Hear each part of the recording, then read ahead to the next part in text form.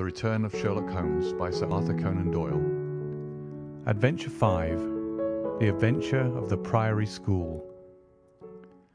We've had some dramatic entrances and exits upon our small stage at Baker Street, but I cannot recollect anything more sudden and startling than the first appearance of Thorneycroft Huxtable, M.A., Ph.D., etc.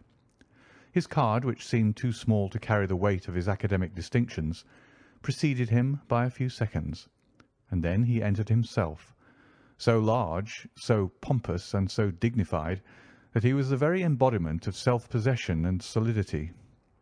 And yet his first action, when the door had closed behind him, was to stagger against the table, whence he slipped down upon the floor, and there was that majestic figure prostrate and insensible upon our bearskin hearth-rug. We had sprung to our feet, and for a few moments we stared in silent amazement at this ponderous piece of wreckage which told of some sudden and fatal storm far out on the ocean of life. Then Holmes hurried with a cushion for his head, and I with brandy for his lips. The heavy white face was seamed with lines of trouble. The hanging pouches under the closed eyes were leaden in colour. The loose mouth drooped dolorously at the corners. The rolling chins were unshaven. Collar and shirt bore the grime of a long journey, and the hair bristled unkempt from the well-shaped head. It was a sorely stricken man who lay before us. "What is it, Watson?" asked Holmes. "Absolute exhaustion, possibly mere hunger and fatigue," said I, with my finger on the thready pulse, where the stream of life trickled thin and small. "Return ticket from Mackleton in the north of England," said Holmes, drawing it from the watch pocket. "It is not 12 o'clock yet. He has certainly been an early starter." The puckered eyelids had begun to quiver, and now a pair of vacant grey eyes looked up at us. An instant later the man had scrambled onto his feet, his face crimson with shame. "Forgive this weakness, Mr. Holmes. I have been a little overwrought. Thank you. If I might have a glass of milk and a biscuit, I have no doubt that I should be better. I came personally, Mr. Holmes, in order to ensure that you would return with me. I feared that no telegram would convince you of the absolute urgency of the case."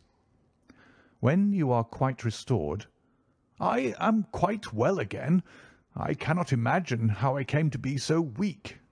I wish you, Mr. Holmes, to come to Mackleton with me by the next train." My friend shook his head. "My colleague, Dr. Watson, could tell you that we are very busy at present. I am retained in this case of the Ferrers documents, and the Abergavenny murder is coming up for trial. Only a very important issue could call me from London at present." "Important?" Our visitor threw up his hands. "Have you heard nothing of the abduction of the only son of the Duke of Holdernesse?" "What, the late Cabinet Minister?" "Exactly. We had tried to keep it out of the papers, but there was some rumour in the Globe last night. I thought it might have reached your ears." Holmes shot out his long, thin arm and picked out volume H in his encyclopaedia of reference. "Holdernesse, 6th Duke, K.G., P.C. Half the alphabet. Baron Beverley, Earl of Carston. Dear me, what a list. Lord Lieutenant of Hallamshire since 1900. Married Edith, daughter of Sir Charles Appledore, 1888. Heir and only child, Lord Saltire. Owns about 250,000 acres. Minerals in Lancashire and Wales. Address, Carlton House Terrace, Holdernesse Hall, Hallamshire. Carston Castle, Bangor, Wales. Lord of the Admiralty, 1872. Chief Secretary of State for... Well, this man is certainly one of the greatest subjects of the Crown." "The greatest and perhaps the wealthiest. I am aware, Mr. Holmes, that you take a very high line in professional matters, and that you are prepared to work for the work's sake. I may tell you, however, that his Grace has already intimated that a cheque for £5,000 will be handed over to the person who can tell him where his son is, and another 1,000 to him who can name the man or men who have taken him." "It is a princely offer," said Holmes. "Watson, I think that we shall accompany Dr. Huxtable back to the north of England. And now, Dr. Huxtable, when you have consumed that milk, you will kindly tell me what has happened, when it happened, how it happened, and finally what Dr. Thorneycroft Huxtable of the Priory School near Mackleton has to do with the matter, and why he comes 3 days after an event, the state of your chin gives the date, to ask for my humble services." Our visitor had consumed his milk and biscuits. The light had come back to his eyes and the colour to his cheeks as he set himself with great vigour and lucidity to explain the situation. "I must inform you, gentlemen, that the Priory is a preparatory school of which I am the founder and principal. Huxtable's sidelights on Horace may possibly recall my name to your memories. The Priory is, without exception, the best and most select preparatory school in England. Lord Leverstoke, the Earl of Blackwater, Sir Cathcart Soames, they all have entrusted their sons to me, but I felt that my school had reached its zenith when weeks ago the Duke of Holdernesse sent Mr. James Wilder, his secretary, with intimation that young Lord Saltire, 10 years old, his only son and heir, was about to be committed to my charge. Little did I think that this would be the prelude to the most crushing misfortune of my life. On May 1st the boy arrived, that being the beginning of the summer term. He was a charming youth, and he soon fell into our ways. I may tell you, I trust that I am not indiscreet, but half confidence are absurd in such a case, that he was not entirely happy at home. It is an open secret that the Duke's married life had not been a peaceful one, and the matter had ended in a separation by mutual consent, the Duchess taking up her residence in the south of France. This had occurred very shortly before, and the boy's sympathies are known to have been strongly with his mother. He moped after her departure from Holdernesse Hall, and it was for this reason that the Duke desired to send him to my establishment. In a fortnight the boy was quite at home with us, and was apparently absolutely happy. He was last seen on the night of May 13th, that is, the night of last Monday. His room was on the second floor, and was approached through another large room in which 2 boys were sleeping. These boys saw and heard nothing, so that it is certain that young Saltire did not pass out that way. His window was open, and there is a stout ivy plant leading to the ground. We could trace no footmarks below, but it is sure that this is the only possible exit. His absence was discovered at 7 o'clock on Tuesday morning. His bed had been slept in. He had dressed himself fully before going off in his usual school suit of black Eton jacket and dark grey trousers. There were no signs that anyone had entered the room, and it is quite certain that anything in the nature of cries or a struggle would have been heard, since Caunter, the elder boy in the inner room, is a very light sleeper. When Lord Saltire's disappearance was discovered, I at once called a roll of the whole establishment, boys, masters, and servants. It was then that we ascertained that Lord Saltire had not been alone in his flight. Heidegger, the German master, was missing. His room was on the second floor, at the farther end of the building, facing the same way as Lord Saltire's.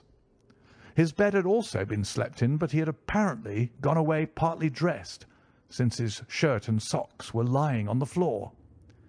He had undoubtedly let himself down by the ivy, for we could see the marks of his feet where he had landed on the lawn. His bicycle was kept in a small shed beside his lawn, and it also was gone.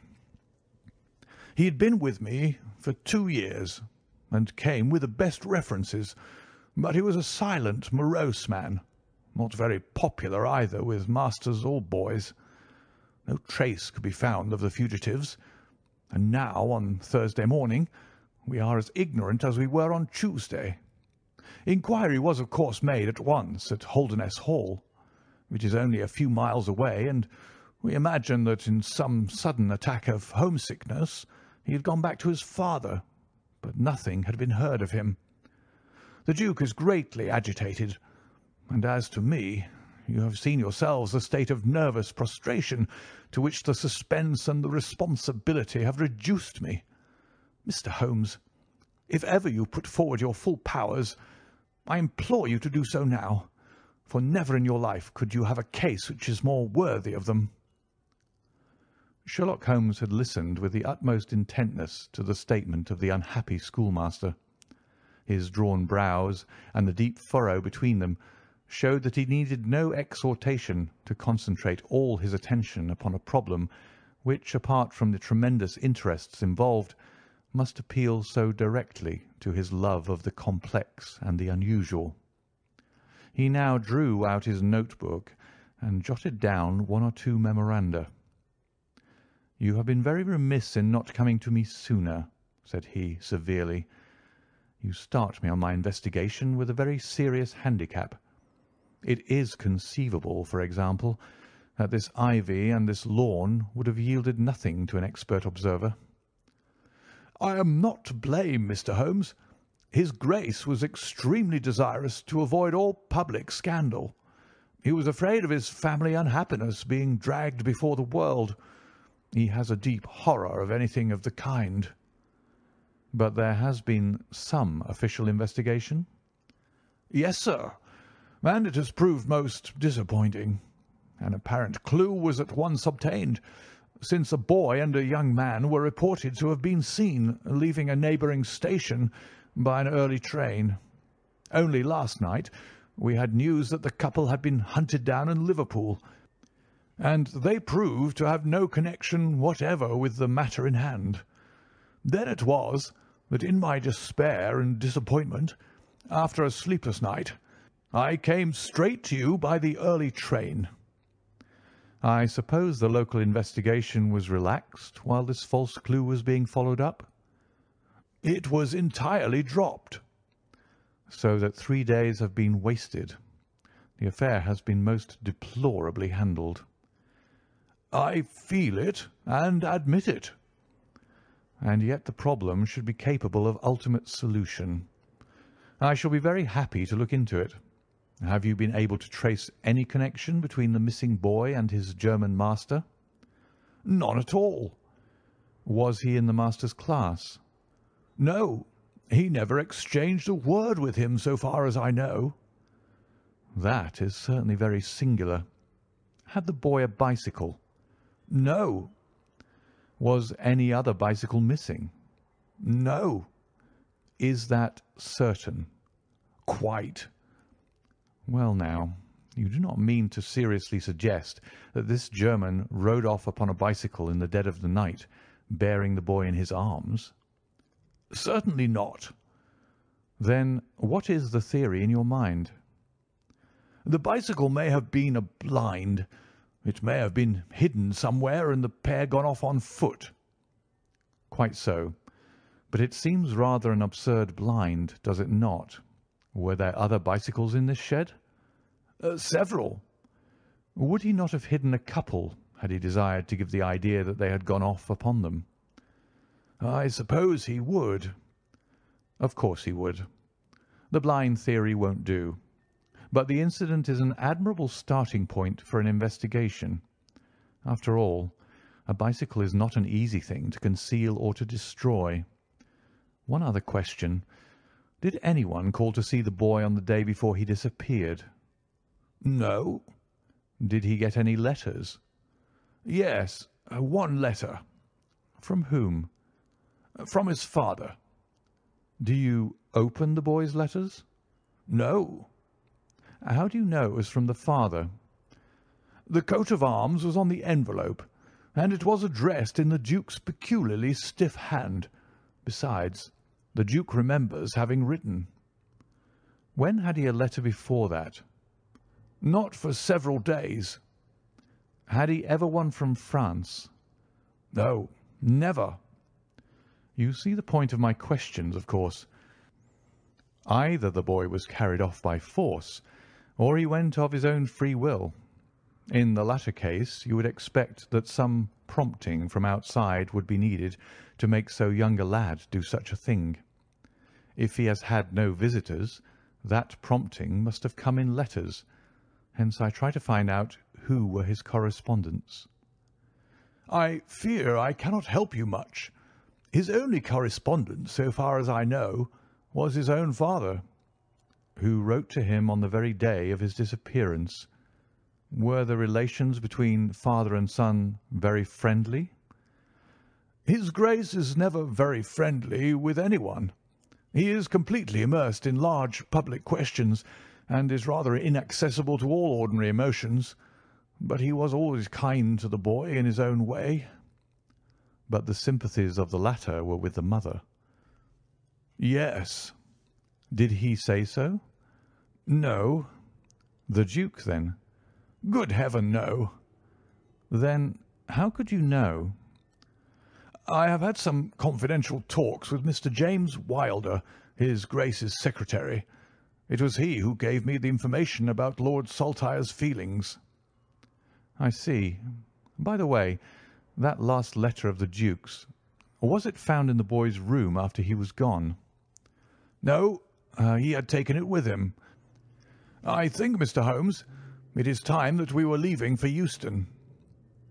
I will order a four-wheeler. In a quarter of an hour we shall be at your service. If you are telegraphing home, Mr. Huxtable, it would be well to allow the people in your neighbourhood to imagine that the inquiry is still going on in Liverpool or wherever else that red herring led your pack. In the meantime, I will do a little quiet work at your own doors, and perhaps the scent is not so cold but that two old hounds like Watson and myself may get a sniff of it. That evening found us in the cold, bracing atmosphere of the Peak country, in which Dr. Huxtable's famous school is situated. It was already dark when we reached it. A card was lying on the hall table, and the butler whispered something to his master, who turned to us with agitation in every heavy feature.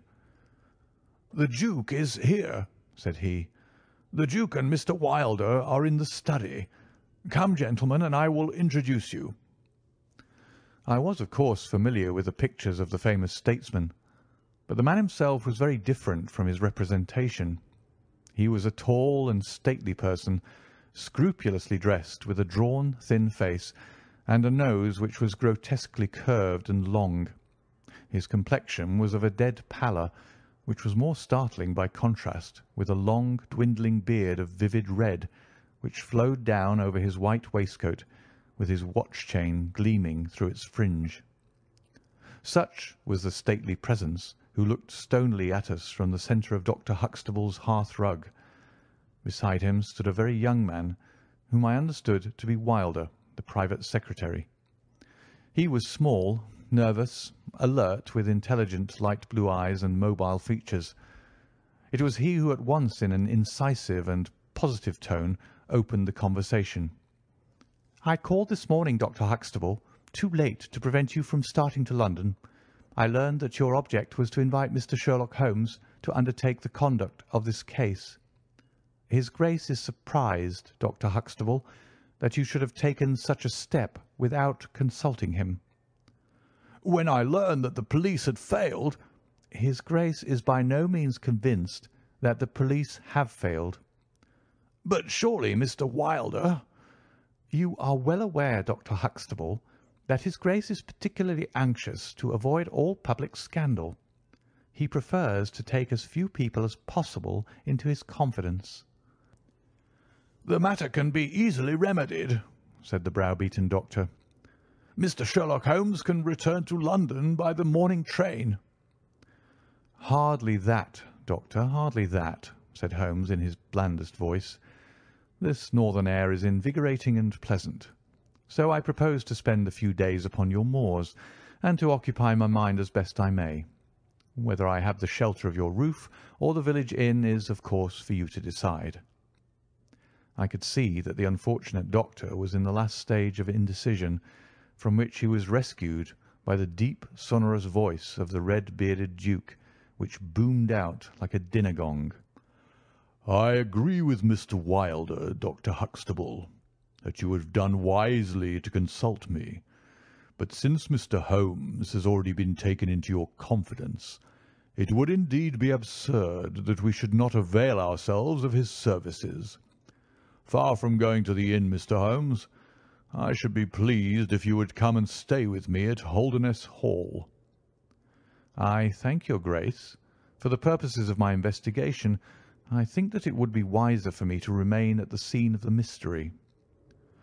"Just as you like, Mr. Holmes. Any information which Mr. Wilder or I can give you is, of course, at your disposal." "It will probably be necessary for me to see you at the Hall," said Holmes. "I would only ask you now, sir, whether you have formed any explanation in your own mind as to the mysterious disappearance of your son." "No, sir, I have not." "Excuse me if I allude to that which is painful to you, but I have no alternative. Do you think that the Duchess had anything to do with the matter?"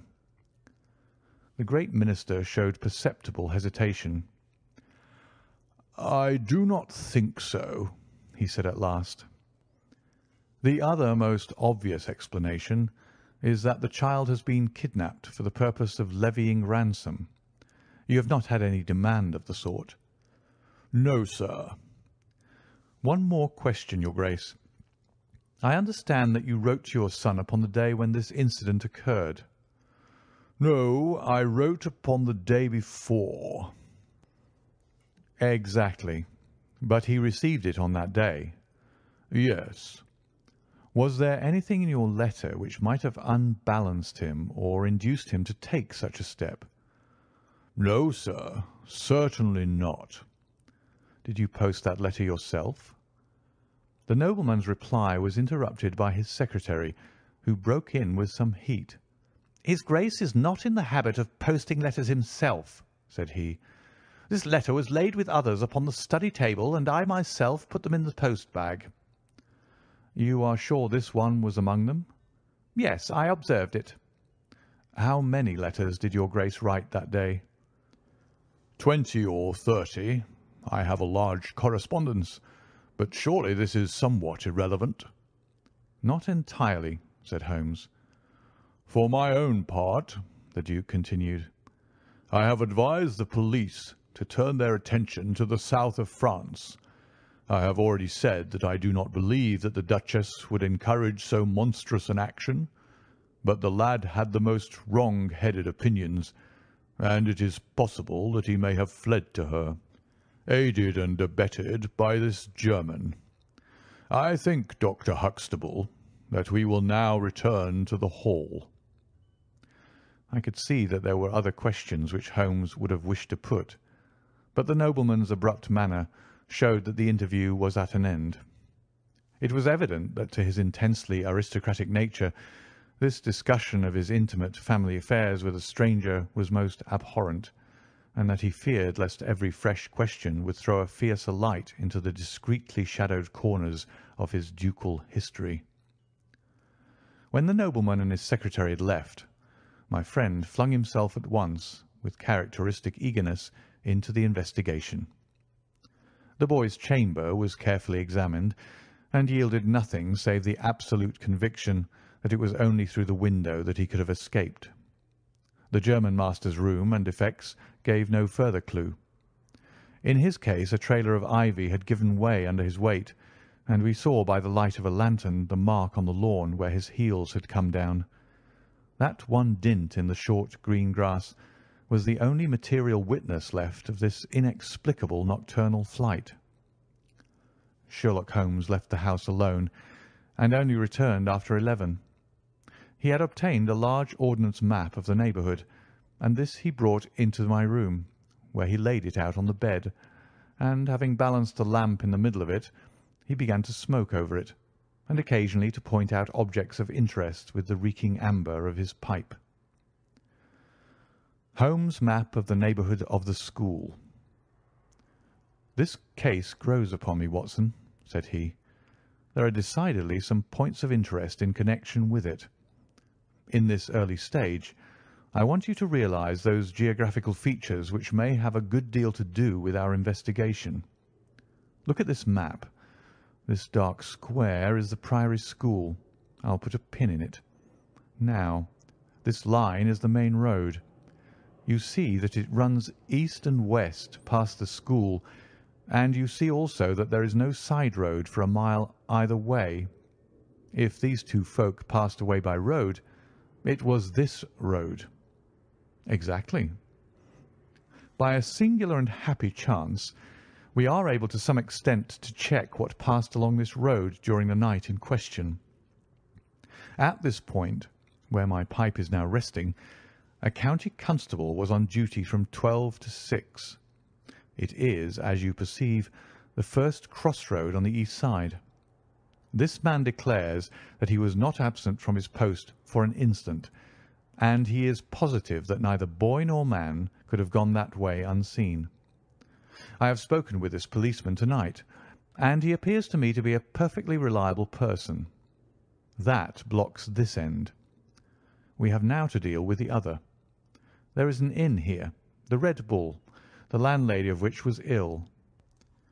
She had sent to Mackleton for a doctor, but he did not arrive until morning, being absent at another case.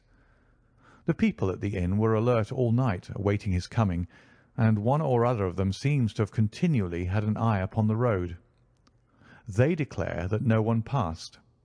If their evidence is good, then we are fortunate enough to be able to block the west, and also to be able to say that the fugitives did not use the road at all. But the bicycle, I objected. Quite so. We will come to the bicycle presently. To continue our reasoning, if these people did not go by the road, they must have traversed the country to the north of the house or to the south of the house. That is certain. Let us weigh the one against the other. On the south of the house is, as you perceive, a large district of arable land, cut up into small fields with stone walls between them. There I admit that a bicycle is impossible. We can dismiss the idea. We turn to the country on the north. Here there lies a grove of trees marked as the Ragged Shore, and on the farther side stretches a great rolling moor, Lower Gill Moor, extending for 10 miles and sloping gradually upward. Here, at one side of this wilderness, is Holdernesse Hall, 10 miles by road, but only 6 across the moor. It is a peculiarly desolate plain. A few more farmers have small holdings where they rear sheep and cattle. Except these, the plover and the curlew are the only inhabitants until you come to the Chesterfield high road. There is a church there, you see, a few cottages and an inn. Beyond that the hills become precipitous. Surely it is here to the north that our quest must lie. But the bicycle, I persisted. Well, well, said Holmes impatiently. A good cyclist does not need a high road. The moor is intersected with paths, and the moon was at the full. Hello, what's this? There was an agitated knock at the door, and an instant afterwards Dr. Huxtable was in the room. In his hand he held a blue cricket cap with a white chevron on the peak. "At last we have a clue," he cried. "Thank Heaven! At last we are on the dear boy's track. It is his cap." "Where was it found?" "In the van of the gipsies who camped on the moor. They left on Tuesday. Today the police traced them down and examined their caravan. This was found." "How do they account for it?" "They shuffled and lied, said that they found it on the moor on Tuesday morning. They know where he is, the rascals, thank goodness. They're all safe under lock and key. Either the fear of the law or the Duke's purse will certainly get out of them all that they know." "So far so good," said Holmes, when the doctor had at last left the room. "It at least bears out the theory that it is on the side of the Lower Gill Moor that we must hope for results. The police have really done nothing locally, save the arrest of those gipsies. Look here, Watson. There's a watercourse across the moor. You see it marked here in the map. In some parts it widens into a morass. This is particularly so in the region between Holdernesse Hall and the school. It is vain to look elsewhere for tracks in this dry weather, but at that point there is certainly a chance of some record being left. I will call you early tomorrow morning, and you and I will try if we can throw some light upon the mystery." The day was just breaking when I woke to find the long, thin form of Holmes by my bedside. He was fully dressed, and had apparently already been out. "I have done the lawn and the bicycle shed," said he. "I have also had a rumble through the ragged shore. Now, Watson, there is cocoa ready in the next room. I must beg you to hurry, for we have a great day before us." His eyes shone, and his cheek was flushed with the exhilaration of the master workman who sees his work lie ready before him. A very different Holmes, this active, alert man, from the introspective and pallid dreamer of Baker Street. I felt, as I looked upon that supple figure, alive with nervous energy, that it was indeed a strenuous day that awaited us. And yet it opened in the blackest disappointment. With high hopes we struck across the peaty russet moor, intersected with 1,000 sheep paths, until we came to the broad light green belt which marked the morass between us and Holdernesse. Certainly if the lad had gone homeward, he must have passed this, and he could not pass it without leaving his traces. But no sign of him or the German could be seen. With a darkening face my friend strode along the margin, eagerly observant of every muddy stain upon the mossy surface. Sheep marks there were in profusion, and at one place, some miles down, cows had left their tracks. Nothing more. "Check number 1, said Holmes, looking gloomily over the rolling expanse of the moor. "There is another morass down yonder, and a narrow neck between— Hullo! Hullo! Hullo! What have we here?" We had come on a small black ribbon of pathway. In the middle of it, clearly marked on the sodden soil, was the track of a bicycle. "Hurrah!" I cried. "We have it!" But Holmes was shaking his head, and his face was puzzled and expectant rather than joyous. "A bicycle, certainly, but not the bicycle," said he. "I am familiar with 42 different impressions left by tyres. This, as you perceive, is a Dunlop, with a patch upon the outer cover. Heidegger's tyres were Palmer's, leaving longitudinal stripes. Aveling, the mathematical master, was sure upon the point. Therefore it is not Heidegger's track." "The boy's, then?" "Possibly, if we could prove a bicycle to have been in his possession. But this we have utterly failed to do. This track, as you perceive, was made by a rider who was going from the direction of the school." "Or towards it." "No, no, my dear Watson. The more deeply sunk impression is, of course, the hind wheel upon which the weight rests. You perceive several places where it has passed across and obliterated the more shallow mark of the front one. It was undoubtedly heading away from the school. It may or may not be connected with our inquiry, but we will follow it backwards before we get any further." We did so, and at the end of a few hundred yards lost the tracks as we emerged from the boggy portion of the moor. Following the path backwards, we picked out another spot where a spring trickled across it. Here, once again, was the mark of the bicycle, though nearly obliterated by the hoofs of cows. After that there was no sign, but the path ran right on into Ragged Shaw, the wood which backed on to the school. From this wood the cycle must have emerged. Holmes sat down on a boulder and rested his chin in his hands. I had smoked 2 cigarettes before he moved. "Well, well," said he at last, "it is of course possible that a cunning man might change the tyres of his bicycle in order to leave the unfamiliar tracks.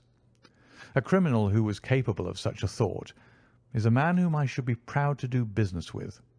We will leave this question undecided and hark back to our morass again, for we have left a good deal unexplored."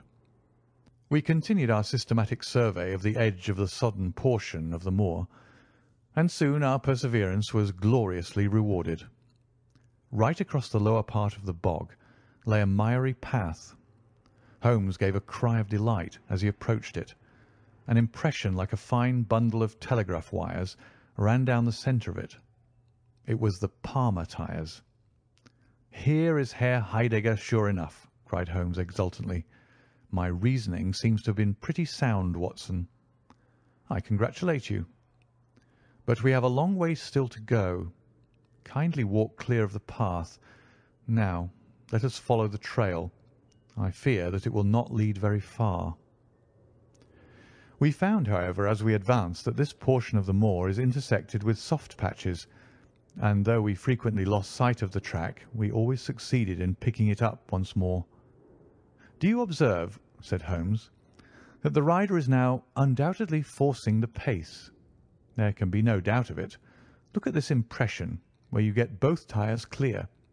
The one is as deep as the other. That can only mean that the rider is throwing his weight onto the handlebar, as a man does when he is sprinting. By Jove, he's had a fall." There was a broad irregular smudge covering some yards of the track. Then there were a few footmarks, and the tyre reappeared once more. "A side slip," I suggested. Holmes held up a crumpled branch of flowering gorse. To my horror, I perceived that the yellow blossoms were all dabbed with crimson. On the path, too, and among the heather, were dark stains of clotted blood. "Bad," said Holmes. "Bad. Stand clear, Watson.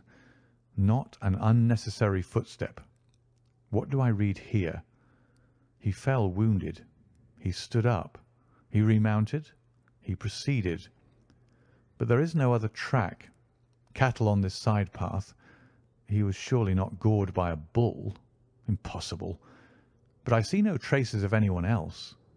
We must push on, Watson. Surely with Staines as well as the track to guide us, he cannot escape us now." Our search was not a very long one. The tracks of the tyre began to curve fantastically upon the wet and shining path. Suddenly, as I looked ahead, the gleam of metal caught my eye from amid the thick gorse bushes. Out of them we dragged a bicycle, Palmer tyred, one pedal bent, and the whole front of it horribly smeared and slobbered with blood. On the other side of the bushes a shoe was projecting. We ran round, and there lay the unfortunate rider. He was a tall man, full-bearded, with spectacles, one glass of which had been knocked out. The cause of his death was a frightful blow upon the head, which had crushed in part of his skull. That he could have gone on after receiving such an injury said much for the vitality and courage of the man. He wore shoes but no socks, and his open coat disclosed a nightshirt beneath it. It was undoubtedly the German master. Holmes turned the body over reverently and examined it with great attention. He then sat in deep thought for a time, and I could see by his ruffled brow that this grim discovery had not, in his opinion, advanced us much in our inquiry. "It is a little difficult to know what to do, Watson," said he at last. "My own inclinations are to push this inquiry on, for we have already lost so much time that we cannot afford to waste another hour. On the other hand, we are bound to inform the police of the discovery, and to see that this poor fellow's body is looked after. I could take a note back, but I need your company and assistance. Wait a bit. There is a fellow cutting peat up yonder. Bring him over here, and he will guide the police." I brought the peasant across, and Holmes dispatched the frightened man with a note to Dr. Huxtable. "Now, Watson," said he, "we have picked up 2 clues this morning. One is the bicycle with the Palmer tyre, and we see what that has led to. The other is the bicycle with the patched Dunlop. Before we start to investigate that, let us try to realize what we do know so as to make the most of it, and to separate the essential from the accidental. First of all, I wish to impress upon you that the boy certainly left of his own free will. He got down from his window, and he went off either alone or with someone. That is sure." I assented. "Well now, let us turn to this unfortunate German master. The boy was fully dressed when he fled. Therefore, he foresaw what he would do. But the German went without his socks. He certainly acted on very short notice. Undoubtedly. Why did he go? Because from his bedroom window he saw the flight of the boy, because he wished to overtake him and bring him back. He seized his bicycle, pursued the lad, and in pursuing him met his death. So it would seem. Now I come to the critical part of my argument. The natural action of a man in pursuing a little boy would be to run after him. He would know that he could overtake him. But the German does not do so. He turns to his bicycle. I am told that he was an excellent cyclist. He would not do this if he did not see that the boy had some swift means of escape. The other bicycle. Let us continue our reconstruction.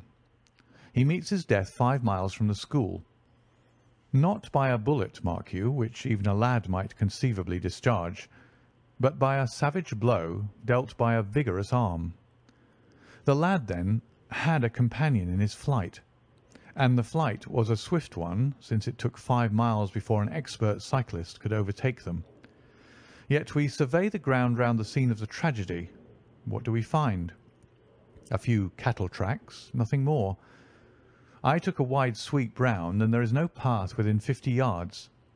Another cyclist could have had nothing to do with the actual murder, nor were there any human footmarks.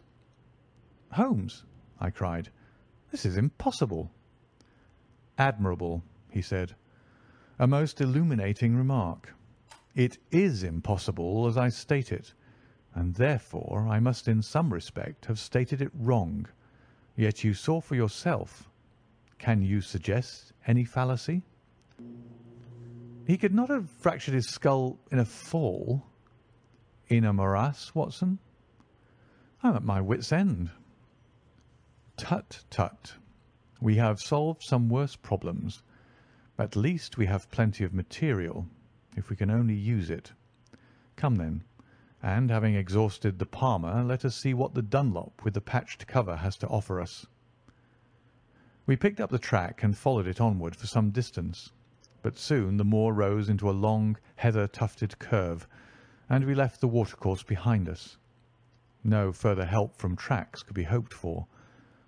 At the spot where we saw the last of the Dunlop tire, it might equally have led to Holdernesse Hall, the stately towers of which rose some miles to our left, or to a low grey village which lay in front of us and marked the position of the Chesterfield highroad.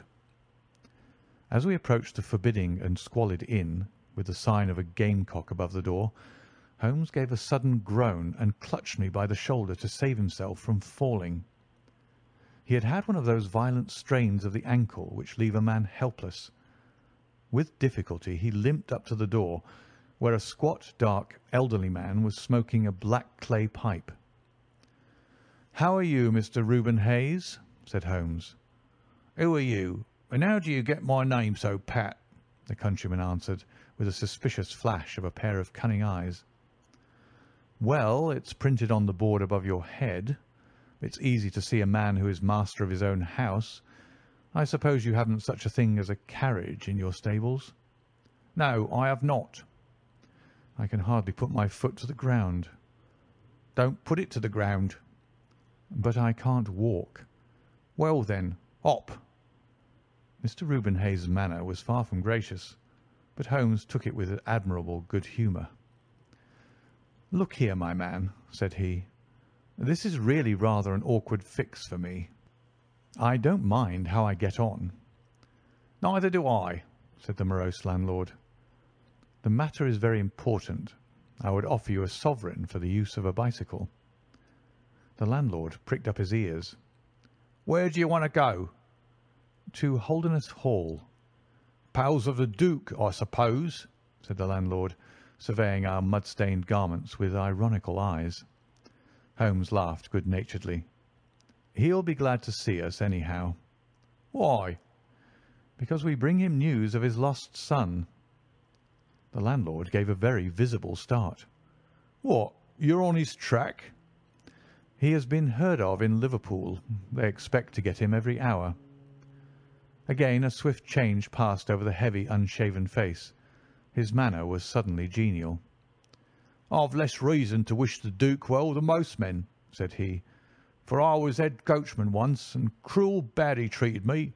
It was him that sacked me without character on the word of a lying corn chandler. But I'm glad to hear that the young lad was heard of in Liverpool, and I'll help you to take the news to the Hall." "Thank you," said Holmes.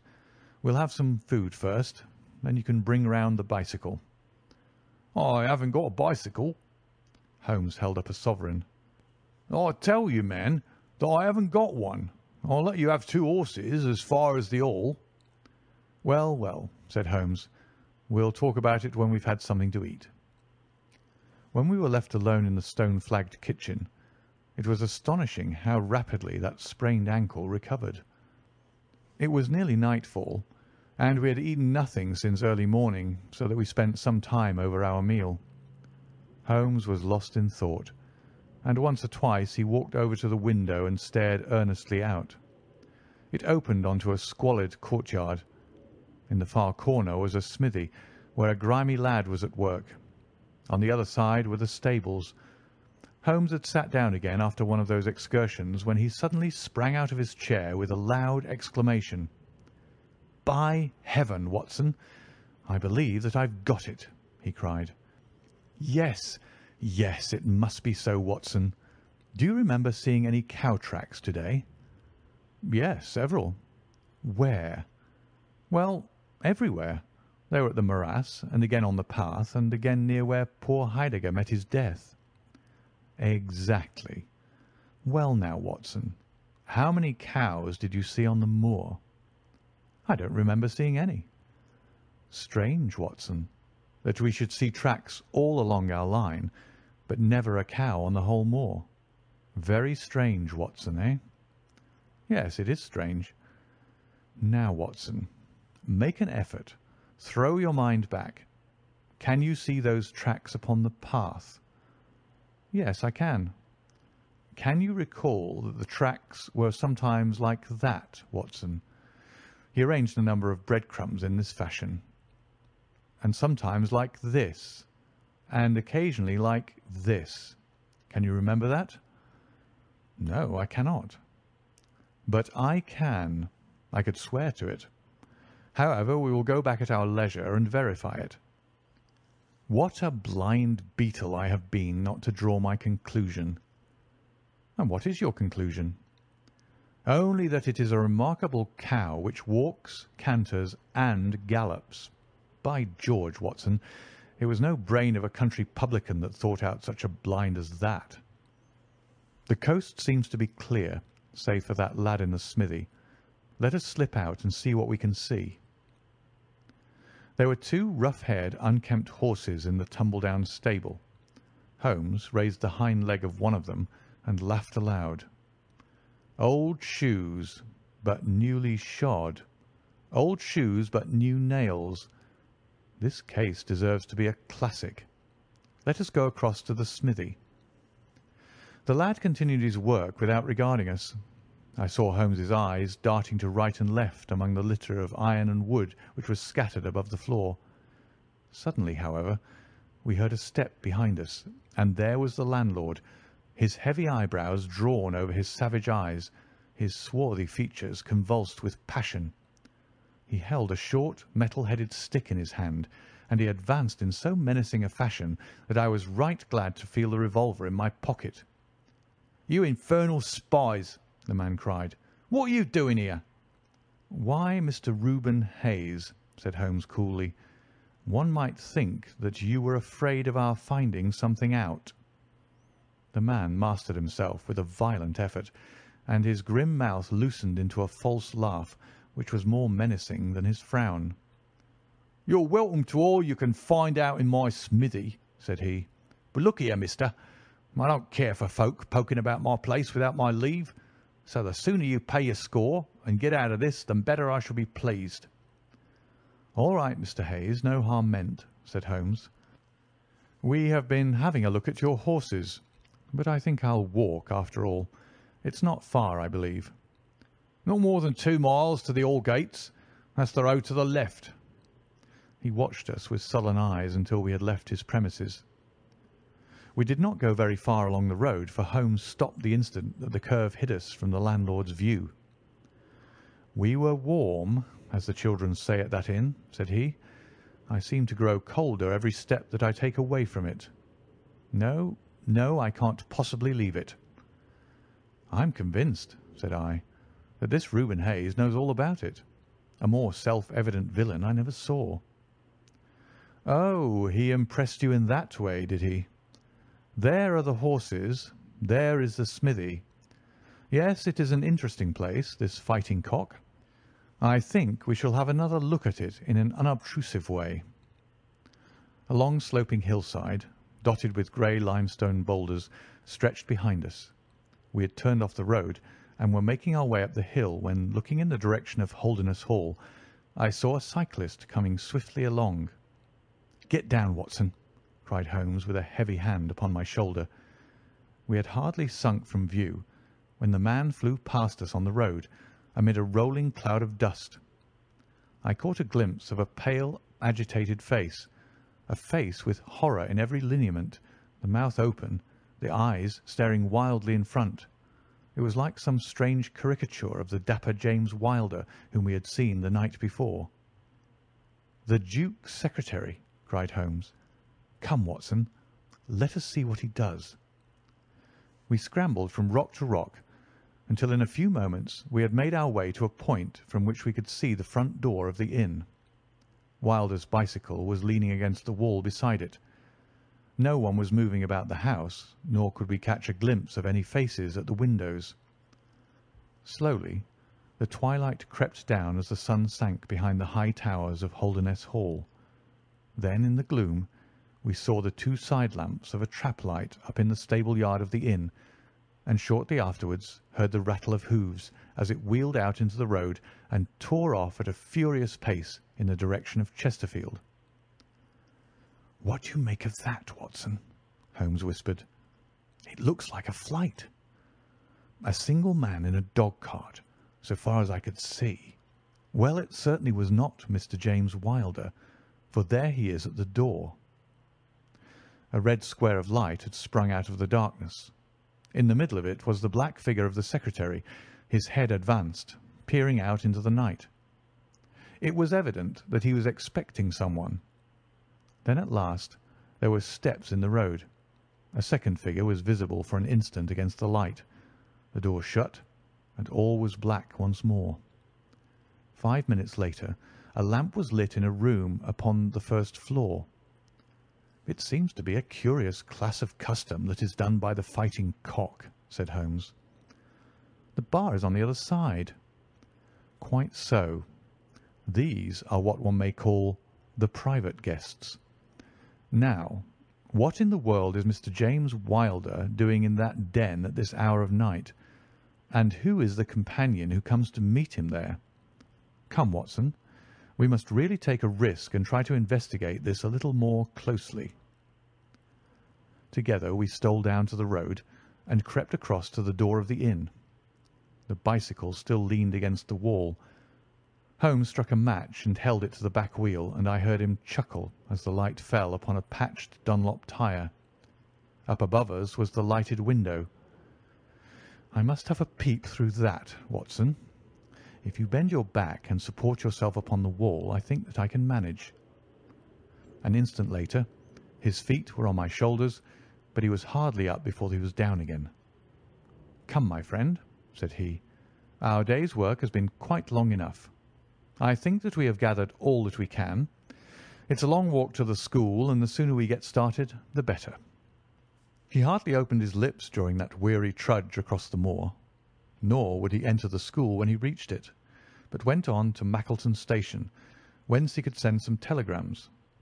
Late at night I heard him consoling Dr. Huxtable, prostrated by the tragedy of his master's death, and later still he entered my room as alert and vigorous as he had been when he started in the morning. "All goes well, my friend," said he. "I promise that before tomorrow evening we shall have reached the solution of the mystery." At 11 o'clock next morning my friend and I were walking up the famous yew avenue of Holdernesse Hall. we were ushered through the magnificent Elizabethan doorway and into his Grace's study, where we found Mr. James Wilder, demure and courtly, but with some trace of that wild terror of the night before still lurking in his furtive eyes and in his twitching features.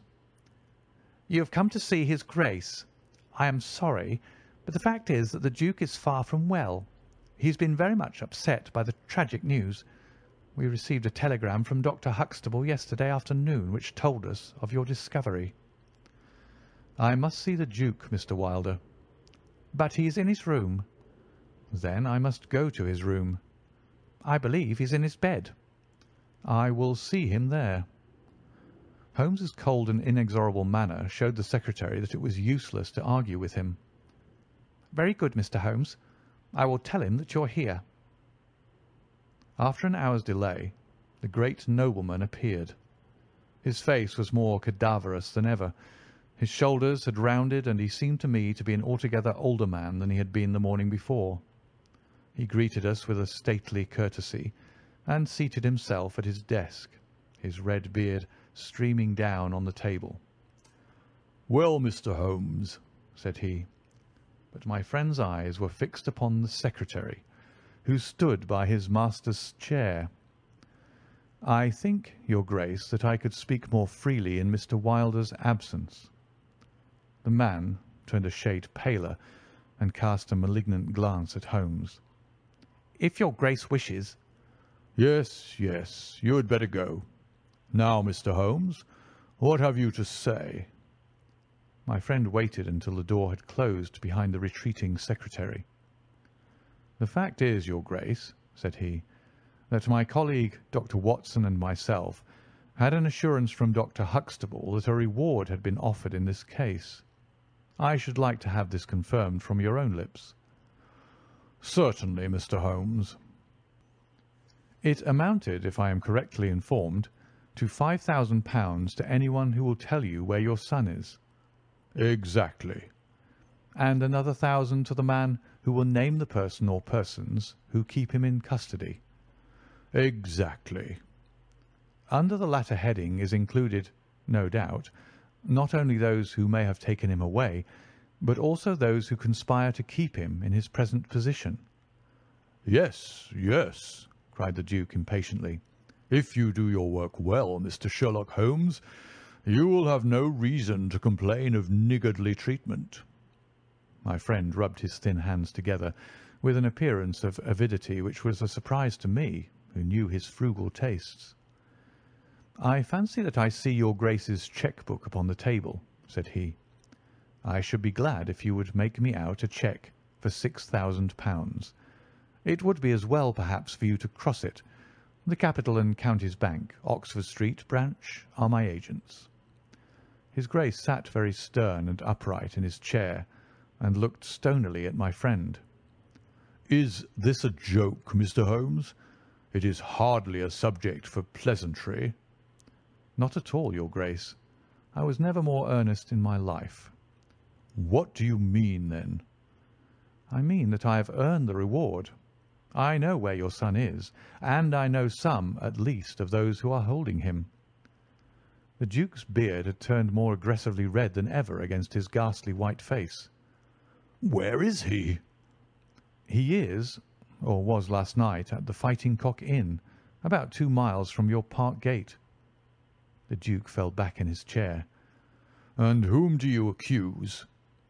Sherlock Holmes's answer was an astounding one. He stepped swiftly forward and touched the Duke upon the shoulder. "I accuse you," said he. "And now, your Grace, I'll trouble you for that cheque." Never shall I forget the Duke's appearance as he sprang up and clawed with his hands like one who is sinking into an abyss. Then, with an extraordinary effort of aristocratic self-command, he sat down and sank his face in his hands. It was some minutes before he spoke. "How much do you know?" he asked at last without raising his head. "I saw you together last night." "Does anyone else besides your friend know?" "I have spoken to no one." The Duke took a pen in his quivering fingers and opened his cheque-book. I shall be as good as my word, Mr. Holmes. I am about to write your cheque. However unwelcome the information which you have gained may be to me, when the offer was first made, I little thought the turn which events might take.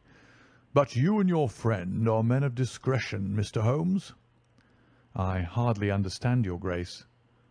I must put it plainly, Mr. Holmes. If only you two know of this incident, there is no reason why it should go any farther. I think £12,000 is the sum that I owe you, is it not? But Holmes smiled and shook his head. I fear, your Grace, that matters can hardly be arranged so easily. There is the death of this schoolmaster to be accounted for. But James knew nothing of that. You cannot hold him responsible for that. It was the work of this brutal ruffian whom he had the misfortune to employ. I must take the view, your Grace, that when a man embarks upon a crime, he is morally guilty of any other crime which may spring from it. Morally, Mr. Holmes, no doubt you are right, but surely not in the eyes of the law. A man cannot be condemned for a murder at which he was not present, and which he loathes and abhors as much as you do. The instant that he heard of it, he made a complete confession to me, so filled was he with horror and remorse. He lost not an hour in breaking entirely with the murderer. Oh, Mr. Holmes, you must save him. You must save him. I tell you that you must save him." The Duke had dropped the last attempt at self-command and was pacing the room with a convulsed face and with his clenched hands raving in the air. At last he mastered himself and sat down once more at his desk. "I appreciate your conduct in coming here before you spoke to anyone else," said he. "At least we have to take counsel how far we can minimize this hideous scandal." "Exactly," said Holmes. "I think, your Grace, that this can only be done by absolute frankness between us. I am disposed to help your Grace to the best of my ability, but in order to do so, I must understand to the last detail how the matter stands. I realise that your words applied to Mr. James Wilder, and that he is not the murderer." "No, the murderer has escaped." Sherlock Holmes smiled demurely. "Your Grace can hardly have heard of any small reputation which I possess, or you would not imagine that it is so easy to escape me. Mr. Reuben Hayes was arrested at Chesterfield on my information at 11 o'clock last night. I had a telegram from the head of the local police before I left the school this morning." The Duke leaned back in his chair and stared with amazement at my friend. "You seem to have powers that are hardly human," said he. "So, Reuben Hayes is taken. I am right glad to hear it, if it will not react upon the fate of James." "Your secretary?" "No, sir, my son." It was Holmes's turn to look astonished. "I confess that this is entirely new to me, your Grace. I must beg you to be more explicit." "I will conceal nothing from you. I agree with you that complete frankness, however painful it may be to me, is the best policy in this desperate situation to which James's folly and jealousy have reduced us. When I was a very young man, Mr. Holmes, I loved with such a love as comes only once in a lifetime. I offered the lady marriage, but she refused it on the grounds that such a match might mar my career.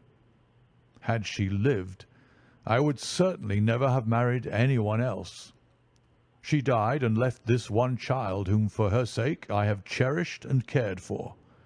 I could not acknowledge the paternity to the world, but I gave him the best of educations, and since he came to manhood, I have kept him near my person.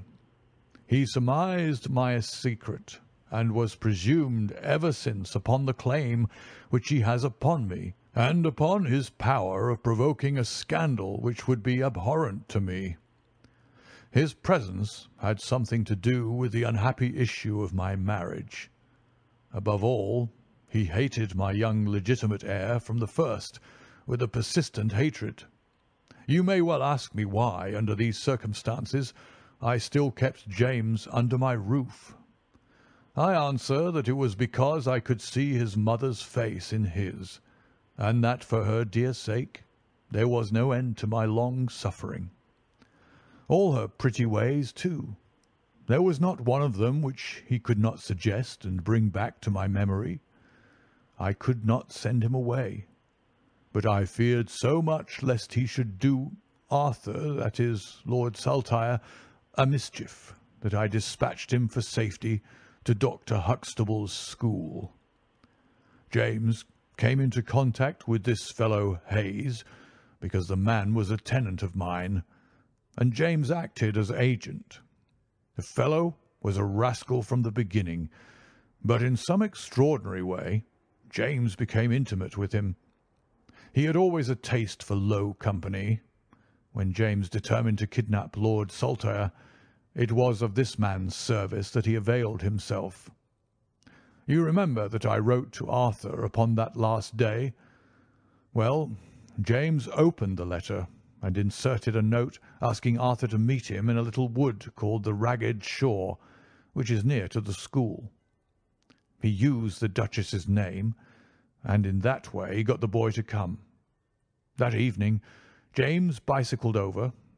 I am telling you what he has himself confessed to me, and he told Arthur, whom he met in the wood, that his mother longed to see him, that she was awaiting him on the moor, and that if he would come back into the wood at midnight, he would find a man with a horse who would take him to her. Poor Arthur fell into the trap. He came to the appointment and found this fellow Hayes with a led pony. Arthur mounted, and they set off together. It appears, though this James only heard yesterday, that they were pursued, that Hayes struck the pursuer with his stick, and that the man died of his injuries. Hayes brought Arthur to his public house, the Fighting Cock, where he was confined in an upper room under the care of Mrs. Hayes, who is a kindly woman, but entirely under the control of her brutal husband. Well, Mr. Holmes, that was the state of affairs when I first saw you 2 days ago. I had no more idea of the truth than you. You will ask me what was James's motive in doing such a deed. I answer that there was a great deal which was unreasoning and fanatical in the hatred which he bore my heir.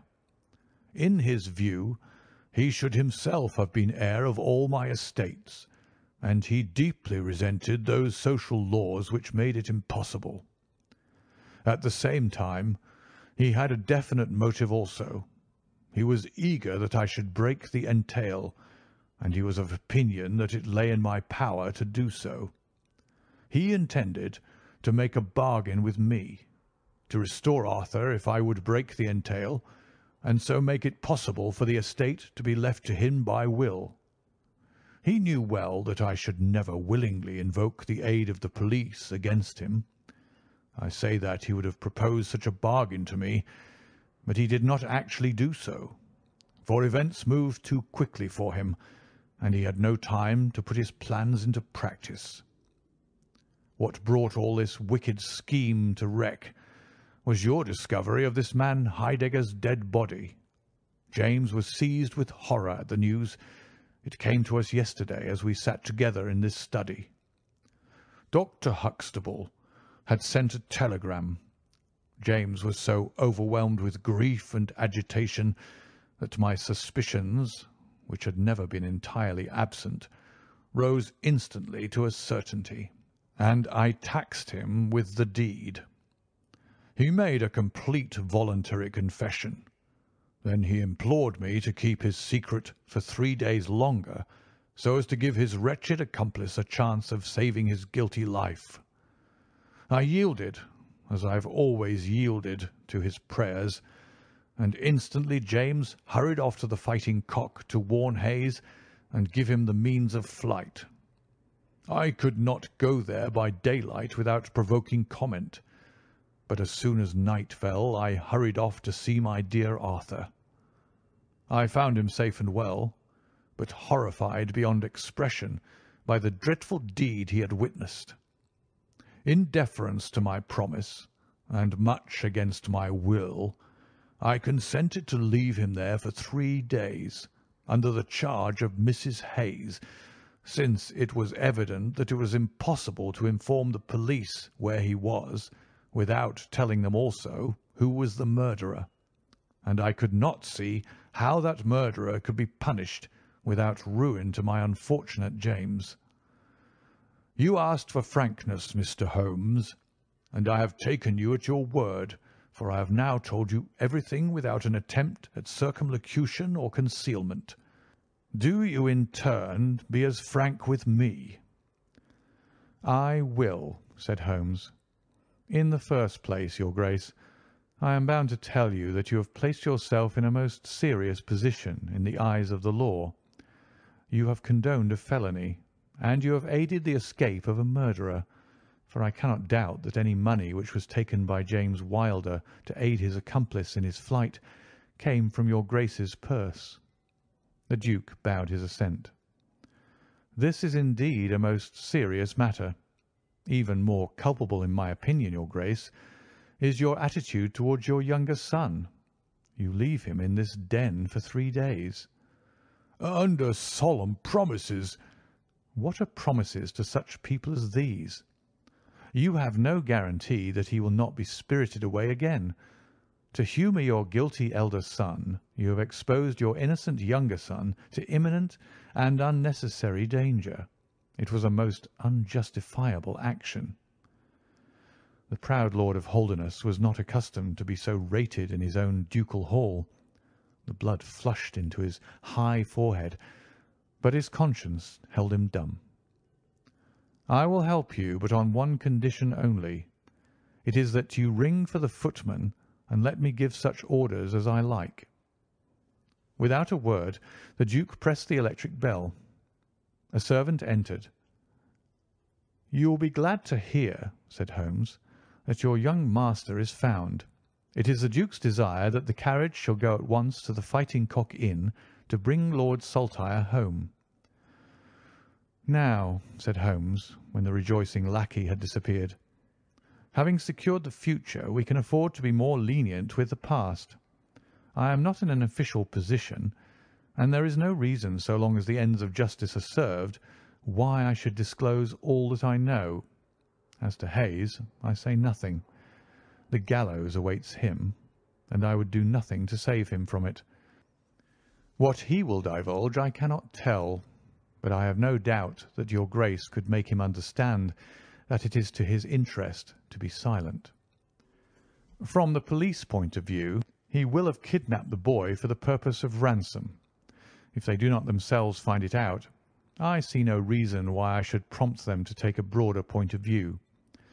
I would warn your Grace, however, that the continued presence of Mr. James Wilder in your household can only lead to misfortune." "I understand that, Mr. Holmes, and it is already settled that he shall leave me forever and go to seek his fortune in Australia." "In that case, your Grace, since you have yourself stated that any unhappiness in your married life was caused by his presence, I would suggest that you make such amends as you can to the Duchess, and that you try to resume those relations which have been so unhappily interrupted." "That also I have arranged, Mr. Holmes. I wrote to the Duchess this morning." "In that case," said Holmes, rising, "I think that my friend and I can congratulate ourselves upon several most happy results from our little visit to the north.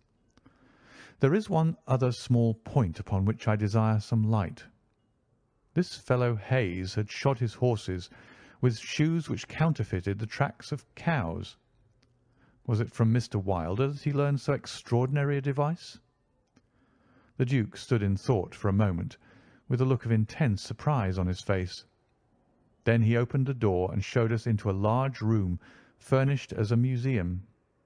He led the way to a glass case in a corner and pointed to the inscription. "These shoes," it ran, "were dug up in the moat of Holdernesse Hole.